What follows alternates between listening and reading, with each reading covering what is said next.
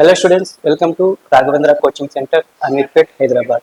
ఈరోజు 3 job notification update గురించి ఈ వీడియోలో చెప్పడం జరుగుతుంది. ఈ వీడియో మొత్తం చూడండి. 2 జాబ్ నోటిఫికేషన్ సంబంధించింది, ఒకటేమో ఎగ్జామ్ సంబంధించింది.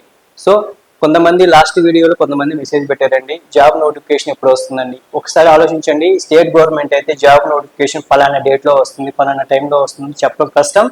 అదే సెంట్రల్ గవర్నమెంట్ అయితే 6 months ముందే లేదంటే 1 year ముందే, క్యాలెండర్ ఇయర్ ముందే ఇచ్చేస్తారు. సో ఆ క్యాలెండర్ ఇయర్ ప్రకారం మీకు నోటిఫికేషన్ అనేది వస్తుంది. అదే స్టేట్ గవర్నమెంట్ వాళ్ళైతే అది మన ఇంటర్నల్ కాబట్టి అది ఎప్పుడు వస్తుందో తెలియదు. సో మీరేమంటున్నారంటే, మీరు స్టేట్ గవర్నమెంట్ ప్రిపేర్ అయ్యే వాళ్ళు సెంట్రల్ గవర్నమెంట్కి కూడా ఎగ్జామ్స్ రాయండి.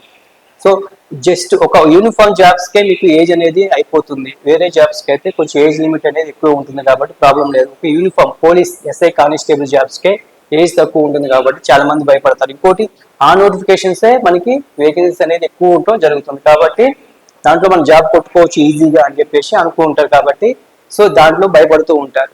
So SSC GD పడుతుంటుంది, Delhi police పడుతుంది. అసలు నోటిఫికేషన్స్ కూడా అప్లై చేయండి. అలా అప్లై చేస్తే వాటిలో కాంపిటీషన్. ఇంకోటి ఏంటంటే, ఏపీ నుంచి తెలంగాణ నుంచి సెంట్రల్ గవర్నమెంట్ జాబ్స్కి ప్రిపరేషన్ అంటే ఎగ్జామ్స్ రాసే వాళ్ళు చాలా తక్కువ అవుతున్నారు. స్టేట్ గవర్నమెంట్కి ఎక్కువ ప్రిఫరెన్స్ అనేది ఇస్తున్నారు. సో ఇది అనేది మీరు పక్కన పెట్టండి. సెంట్రల్ గవర్నమెంట్ ఎగ్జామ్ రాయండి, ఒక స్టేట్ గవర్నమెంట్ రాస్తే పడిన తర్వాత ఆ నోటిఫికేషన్స్ కూడా రాయండి. నోటిఫికేషన్ ఎప్పుడు వస్తుంది అని కూడా మీరు ఆలోచించకండి. సో ప్రతి ఇయర్ సెంట్రల్ గవర్నమెంట్లో నోటిఫికేషన్స్ వస్తాయి. స్టేట్ గవర్నమెంట్ అనేది గవర్నమెంట్ మీద డిపెండ్ అయి ఉంటుంది. ఎప్పుడైనా రావచ్చు. ఒక యూనిఫామ్ జాబ్స్ అంటే ఒక ఏజ్ పెంచారనుకోండి, యూనిఫామ్ జాబ్స్కి మన అదృష్టం. ఏజ్ పెంచకపోతే మన దురదృష్టం. ఎందుకంటే ఏజ్ పెంచకపోతే మాక్సిమం ఏజ్ పెంచడానికే ట్రై చేస్తారు. ప్రతి నోటిఫికేషన్లో కూడా లాస్ట్ టైం ఎంతో కొంత ఏజ్ పెంచారు యూనిఫామ్ జాబ్స్కి. వేరే జాబ్స్ కంటారా ఏజ్ అనేది చాలా ఎక్కువ ఉంటుంది కాబట్టి ప్రాబ్లం లేదు. ఓకే, ఇది ఒకటి గుర్తుపెట్టుకోండి. అలాగే సాఫ్ట్వేర్ జాబ్ ఓకే చేద్దాం అనుకున్న వాళ్ళకి కూడా ఒక సజెషన్ అండి. సాఫ్ట్వేర్ జాబ్లో ప్రతిసారి సాఫ్ట్వేర్ అప్డేట్ అవుతూ ఉంటే మనం నేర్చుకోవాల్సి వస్తుంది. అలాగే ఈ మధ్యన సాఫ్ట్వేర్ జాబ్స్ అనేది చాలా మందిని తీసేస్తున్నారు అనేది ఒక ఇన్ఫర్మేషన్ వస్తుంది. సో సాఫ్ట్వేర్ జాబ్కి వెళ్దాం అనుకున్న కూడా ఒకసారి ఆలోచించండి. సాఫ్ట్వేర్ జాబ్కి వెళ్ళి మధ్యలో మళ్ళీ బయటకు వచ్చి మనం ఏం చేయాలో అర్థం కాక సో అలా కన్ఫ్యూజ్ అయ్యే కంటే సో తర్వాత లైఫ్ గురించి ఆలోచించే వాళ్ళకి ఒకటే చెప్తున్నానండి. బీటెక్ ఉన్న సాఫ్ట్వేర్ అయినా ఎవరైనా జాబ్ కొడదాం అనుకున్న వాళ్ళకి ముందు చెప్తున్నాను, బీటెక్ వాళ్ళకి ఎవరైనా గవర్నమెంట్ జాబ్స్కి 1 year 2 years కష్టపడితే కంపల్సరీగా జాబ్ వస్తుంది. కొంతమంది లక్లో జాబ్ వస్తుంది. అంటే ఫర్ సపోజ్ హైదరాబాద్ అంటే చూసుకోండి, హైదరాబాద్ డిస్టిక్ అయితే కొంచెం కాంపిటీషన్ తక్కువ ఉంటుంది కాబట్టి కొంచెం కట్ మార్క్స్ తక్కువ వచ్చిన జాబ్ వస్తుంది. అంటే కొంచెం మామూలుగా చదివినోడి జస్ట్ ఒక్కోసారి రాసి వచ్చినోడి కూడా జాబ్ వస్తుంది. ఎందుకంటే కాంపిటీషన్ తగ్గింది కాబట్టి. వేరే డిస్టిక్లు చూసుకుంటే కాంపిటీషన్ హెవీగా ఉంటుంది కాబట్టి వాళ్ళు కంపల్సరీ కష్టపడాల్సింది. అదొకటి గుర్తుపెట్టుకోండి. అంతేలే కానీ ఈజీగా అయితే జాబ్ రాదు, ఏ గవర్నమెంట్ జాబ్ రాదు. ఓకే, సాఫ్ట్వేర్ జాబ్ అంటారా, ఎవరైనా తెలిసిన వాళ్ళు ఉంటే దాన్ని బట్టి వెళ్ళొచ్చులేమో కానీ గవర్నమెంట్ జాబ్కి కంపల్సరీగా మనకి ప్రాక్టీస్ కావాలా, ప్రిపరేషన్ అనేది కంప్లీట్ చేసుకొని ఎవరైతే మెరిట్లో ఉంటారో వాళ్ళకే జాబ్ వస్తుంది. ఓకే, అదొకటి గుర్తుపెట్టుకోండి. సాఫ్ట్వేర్ జాబ్కి వెళ్దాం అనుకున్న వాళ్ళు ఒకసారి ఆలోచించండి. సాఫ్ట్వేర్ జాబ్ తీసేస్తున్నారు, తర్వాత మన లైఫ్ ఏంటో అని ఆలోచించుకునే వాళ్ళు గవర్నమెంట్ జాబ్స్ నోటిఫికేషన్ చాలా పడుతున్నాయి. ఆ కష్టం ఏదో ఒక 1 year 2 years లేదా 3 years అయినా సెంట్రల్ గవర్నమెంట్ జాబ్స్కి మీరు టైం ఇచ్చినా కానీ ఏదో ఒక జాబ్లో కూడా మీరు వెళ్ళిపోవచ్చు. అదే స్టేట్ గవర్నమెంట్ జాబ్స్లో కూడా వెళ్ళిపోవచ్చు. సో ఇది ఆలోచించుకొని మీరు అనేది ఒకలా ప్రిపరేషన్ స్టార్ట్ చేద్దాం అనుకున్న వాళ్ళకి. నేను ఇంకోటి ఏం చెప్తున్నానంటే, ఇది పాత వాళ్ళకి కదా, ఆల్రెడీ ప్రిపరేషన్ చేసి ఎగ్జామ్స్ రాసిన వాళ్ళకి అది ఈ వీడియోలు చేయట్లేదండి. ఎందుకంటే వాళ్ళకి ఆల్రెడీ తెలుసు. సో ఎలా చదవాలా, ఎలా ఎగ్జామ్స్ రాయాలా, నోటిఫికేషన్ చేపడితే ఏం రాయాలి అనేది అందరూ వాళ్ళకి తెలుసు. ఇది కొత్త వాళ్ళకి నేను చెప్పేది.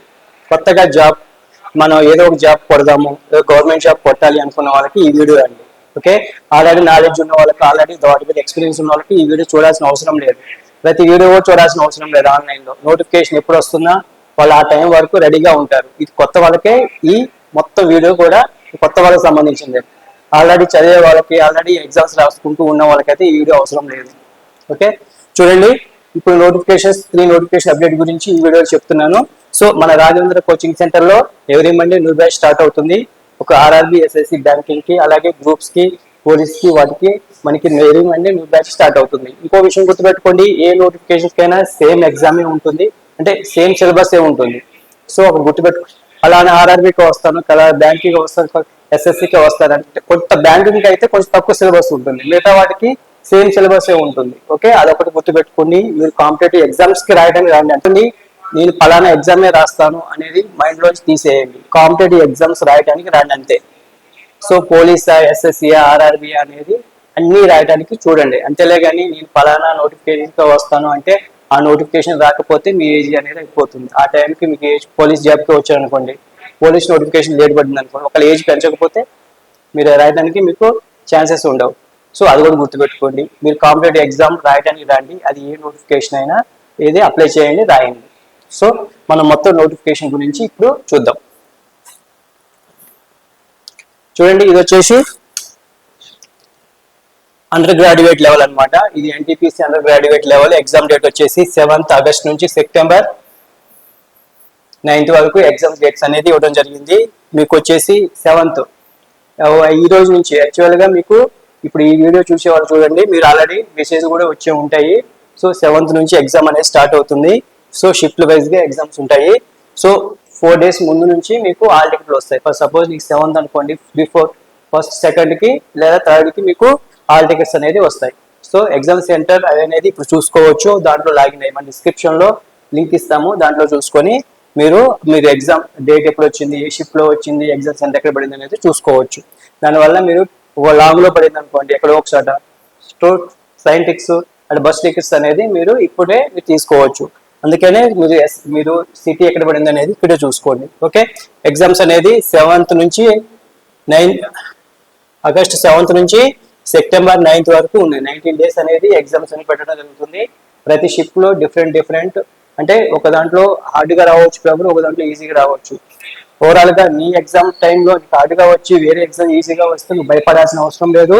టోటల్ గా ఈ షిఫ్ట్లన్నీ నార్మలైజేషన్ చేస్తే హార్డ్గా వచ్చిన వాళ్ళకి మార్క్స్ పెరుగుతాయి, ఈజీగా వచ్చిన వాళ్ళకి మార్క్స్ తగ్గుతాయి. అందరినీ సమానం చేయటమే ఈ నార్మలైజేషన్ అనేది ఒక సిస్టమ్ అన్నమాట.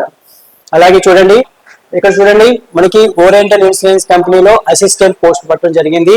ఇది వచ్చేసి మనకి ఆగస్ట్ 2nd నుంచి 17th వరకు ఆన్లైన్ అప్లికేషన్ చేసుకోవడం జరుగుతుంది.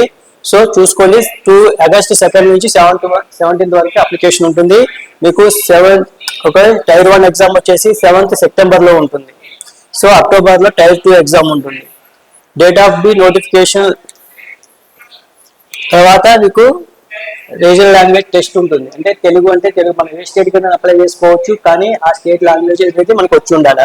సో మీకు చూడండి, మెయిన్ ఎగ్జామ్ వచ్చేసి 28th అక్టోబర్లో ఉంటుంది. అలాగే రీజనల్ లాంగ్వేజ్ టెస్ట్ అనేది మీకు ఇన్ఫార్మ్ అనేది చేస్తారు అన్నమాట వాళ్ళు. సో ఇది సిస్టమేటిక్గా జరుగుతుంది. ఏ బ్యాంకింగ్ ఎగ్జామ్ అయినా మీకు ఇన్సూరెన్స్ ఎగ్జామ్స్ అయినా మీకు సిస్టమేటిక్గా జరుగుతుంది. విత్ ఇన్ 6 months మీకు అపాయింట్మెంట్ లెటర్ అనేది ఇవ్వడం జరుగుతుంది. చూడండి, అలాగే ఐబిపిఎస్ నోటిఫికేషన్ కూడా పడడం జరిగింది. సో ఇది వచ్చేసి మనకి ఆగస్ట్ 1st నుంచి మనకి నోటిఫికేషన్ ఆన్లైన్ స్టార్ట్ అవుతాయి. 21st ఆగస్ట్ వరకు మనకి అప్లికేషన్ అనేది ఎండింగ్ అవుతుంది. ఓకే, అప్లికేషన్ పేమెంట్ కూడా ఆ టైంలోనే చేసుకోవాలి. So September pre examination training, మన ఐసీఎస్టీ వాళ్ళకి ఎగ్జామినేషన్ ట్రైనింగ్ కూడా ఇస్తారు, అది సెప్టెంబర్లో ఉంటుంది. ప్రిలిమినరీ ఎగ్జామ్ వచ్చేసి అక్టోబర్లో ఉంటుంది. అలాగే రిజల్ట్ వచ్చేసి అక్టోబర్లోనే ఇస్తారు. అక్టోబర్ నవంబర్లోనే ఎగ్జామ్ రిజల్ట్ కూడా ఇవ్వడం జరుగుతుంది. మెయిన్ ఎగ్జామ్ వచ్చేసి నవంబర్లో జరుగుతుంది. అలాగే ప్రొవిజనల్ అలాట్మెంట్ వచ్చేసి మార్చిలో నెక్స్ట్ ఇయర్ మార్చి కల్లా మనకి అలాట్మెంట్ కూడా ఇవ్వడం జరుగుతుంది. సో ఈ నోటిఫికేషన్ సంబంధించిన పూర్తి డీటెయిల్స్ వచ్చేసి నోటిఫికేషన్ వచ్చిన తర్వాత అంటే ఆగస్ట్ 1st వస్తుంది. ఆగస్ట్ 1st వచ్చిన తర్వాత ఎన్ని వేకెన్సీస్ ఉన్నాయి, ఏ బ్యాంక్ లో ఎన్ని వేకెన్సీస్ ఉన్నాయి అనేది జరుగుతుంది. స్టేట్ వైజ్ గా కూడా ఎన్ని వేకెన్సీస్ ఉన్నాయి అనేది జరుగుతుంది. ఒకవేళ మనకు ఇస్తే తెలంగాణ, ఏపీకి అందులో 100, దీంట్లో 100 వరకే వస్తూ ఉంటాయి. అలాగే మన బ్యాంక్స్ వచ్చేసి కొంతమంది బ్యాంక్స్ చూడండి, bank of Baroda, bank of India, Punjab national bank, union bank, okay, UCO bank, okay, central bank of India, ఇటువంటి బ్యాంక్స్ లో మనకి క్లర్క్ జాబ్స్ అనమాట. ఓకే, ఆ క్లర్క్ జాబ్స్ సంబంధించిన నోటిఫికేషన్ ఇది. సో మన రాఘవేంద్ర కోచింగ్ సెంటర్ లో వీటికి సంబంధించి న్యూ బ్యాచెస్ అనేది స్టార్ట్ చేస్తున్నారు. ఎవరైనా అడ్మిషన్ తీసుకుందాం అనుకుంటే మన ఫోన్ నెంబర్కి కాల్ చేసి అడ్మిషన్ తీసుకోండి.